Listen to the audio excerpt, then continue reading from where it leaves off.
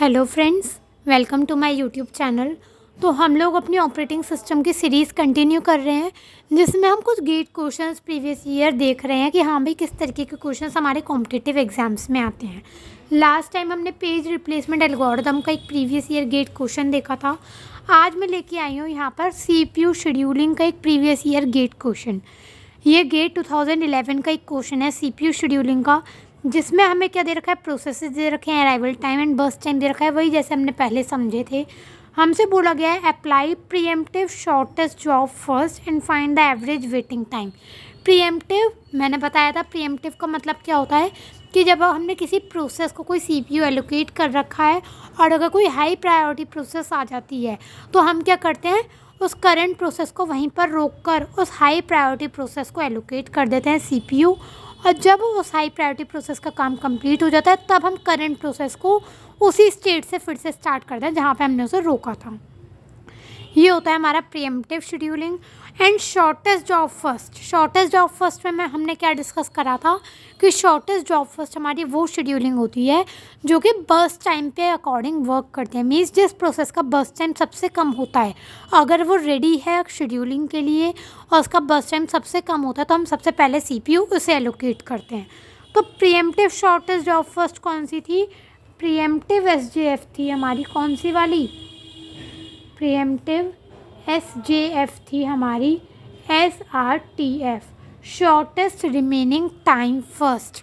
Means इसमें हम क्या करेंगे, हम जिस भी प्रोसेस को उठाते हैं हम एक एक यूनिट पर चेक करते चलते हैं कि कहीं ऐसा तो नहीं किसी टाइम पर कोई ऐसा प्रोसेस आ गया हो जिसका बर्स्ट टाइम और भी कम हो। तो हम क्या करते हैं, अगर कोई ऐसा मिलता है तो हम करंट प्रोसेस को रोक के पहले उस प्रोसेस को उठाते हैं। ठीक है, तो हम इसमें करते हैं, कैसे करेंगे हम काम देखते हैं। हम क्या करते हैं, इसकी एक और टेबल नीचे बना लेते हैं अलग से, क्योंकि हमें इसमें completion time, turn around time और वेटिंग टाइम के कॉलम्स ऐड करने पड़ते हैं। हमें निकालना भी क्या है, एवरेज वेटिंग टाइम ही, क्योंकि हमें कैलकुलेट करना है।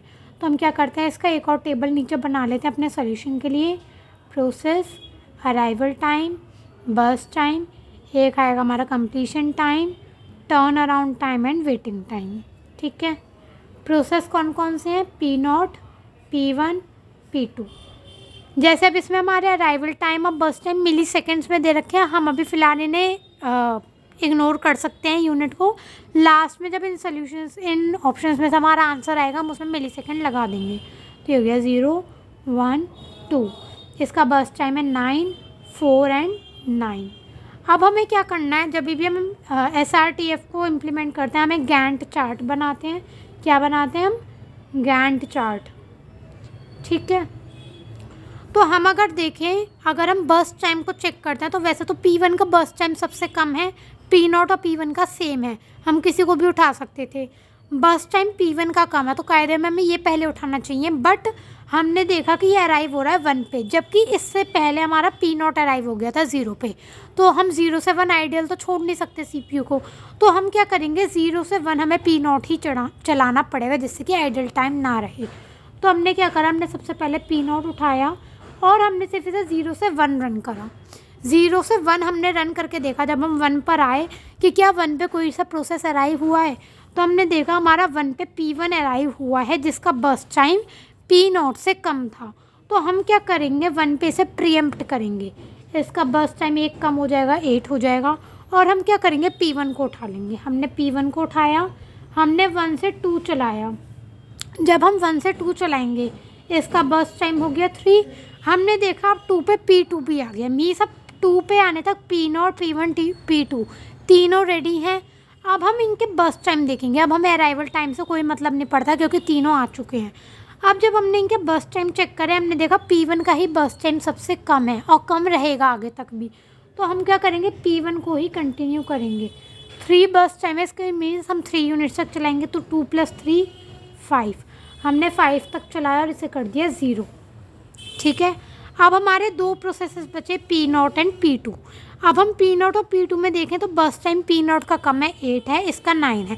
8 मीन्स अगर हम 8 यूनिट्स तक भी इसे चलाएं तो इसका बर्स्ट टाइम तो P2 से कम ही रहेगा, बढ़ तो सकता नहीं है, ना ही इसके बराबर हो सकता, क्योंकि ये तो तब तक 9 रहेगा जब तक ये एग्जीक्यूट नहीं होगा। बट इसे जब जैसे जैसे हम एग्जीक्यूट करते रहेंगे तो इसका बर्स्ट टाइम और भी कम होता चला जाएगा। तो हम क्या करेंगे, अब P0 ही उठाएंगे अब पूरा हम 8 यूनिट्स तक चला देंगे। तो 5 + 8 ये हो गया 13। तो इसका भी बर्स्ट टाइम कितना हो गया, 0 हो गया। अब हम फाइनली उठाएंगे P2 और कोई प्रोसेस अब बचा ही नहीं एग्जीक्यूशन के लिए, तो हम 9 यूनिट्स पूरा चला देंगे। तो 13 + 9 कितना हो गया, 22। तो इस तरीके से करके हमने SRTF का गैंट चार्ट बनाया, जिसमें हम क्या करते हैं, जब तक हमारे प्रोसेसेस बचे होते हैं तो हम क्या करते हैं, चेक करते रहते हैं कि कहीं कोई ऐसा प्रोसेस तो नहीं अराइव हो गया जिसका बर्स्ट टाइम कम हो। अगर कम मिला तो हमने उसको प्रीएम्प्ट करके, करंट प्रोसेस को प्रीएम्प्ट करके उस कम बर्स्ट टाइम वाले को उठाया। अदरवाइज़ हम क्या करते हैं, उसे ही चलाते रहते हैं। हमारा गैंट चार्ट कंप्लीट हो गया, हमारे प्रोसेसेस का एग्जीक्यूशन भी कंप्लीट हो गया। अब हम कंप्लीशन टाइम लिखेंगे। P0 का कंप्लीशन टाइम क्या है, फाइनल वाला ये है 13, मीन्स फाइनली हमारा P0 13 पे कंप्लीट हुआ है, तो इसका कंप्लीशन टाइम हो गया 13। P1 का कंप्लीशन टाइम क्या है, फाइनल 5, एंड P2 का क्या है 22। तो हमने ये लिखा।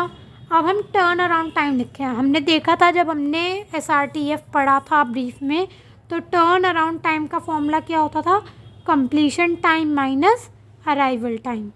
तो कंप्लीशन टाइम क्या है P0 के लिए 13, अराइवल टाइम क्या है 0, तो 13 - 0 13।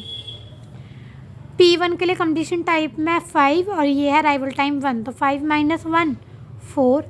P2 के लिए है 22 और अराइवल टाइम है 2, तो टर्न अराउंड टाइम कितना हो गया, 22 - 2 20। अब हम बात करते हैं वेटिंग टाइम की। वेटिंग टाइम का फॉर्मूला क्या होता है, turn around time minus burst time. तो टर्न अराउंड टाइम क्या निकला है 13, 13 - 9 4, 4 - 4 0 एंड 20 - 9 11।